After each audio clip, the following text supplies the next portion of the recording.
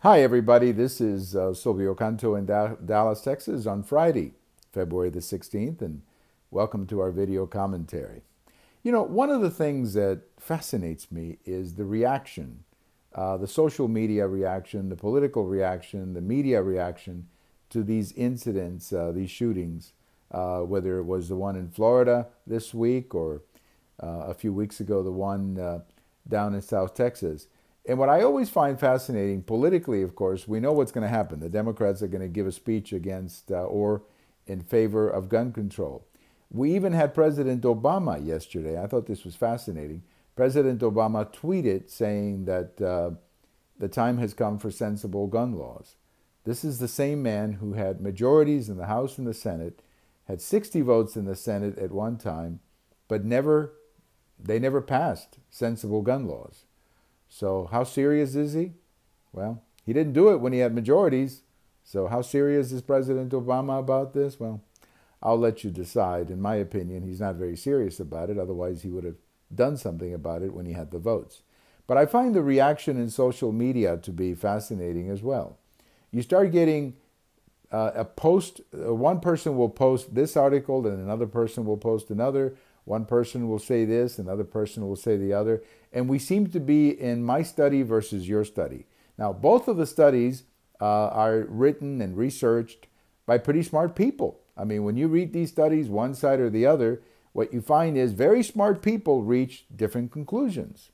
People with degrees, university degrees, all kinds of letters after their names, proving their education, they reach different conclusions.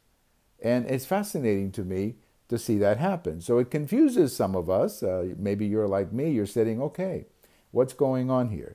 So you have to basically, at a time like this, have a little common sense, I think. Forget the studies and just have a little common sense and ask yourself the question, who is really going to protect your children? Well, I start on the basis that there are evil people in the world. This is why you go through security when you're going to take a flight. This is why you have to go through all kinds of security when you want to enter a federal building. I had to go jury duty a couple months ago, and that, getting into that courthouse was quite an experience. You have to go through quite a bit. You got to take off your watch, you got to take off your ring, you know how it goes, before you get into the building. Now, why do we do that? Because there are people who want to walk into that building with a gun and shoot people. So we do all these protections when we go into a plane. We do all these protections when we go into a building.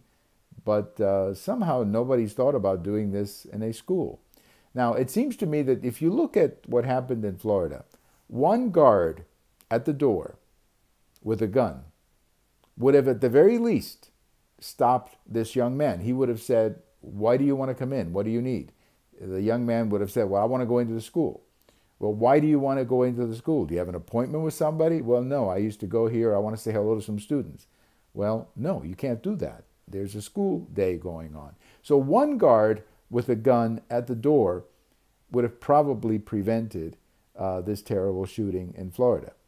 And that is, to me, the only logical solution to this problem. We can give speeches, we can send out tweets, we can post this article, my study versus your study.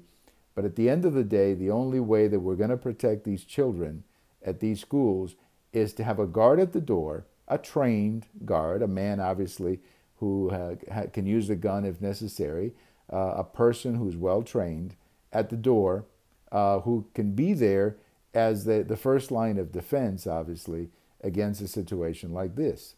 Every one of these school shootings has a common denominator. People walk into these schools without much problem.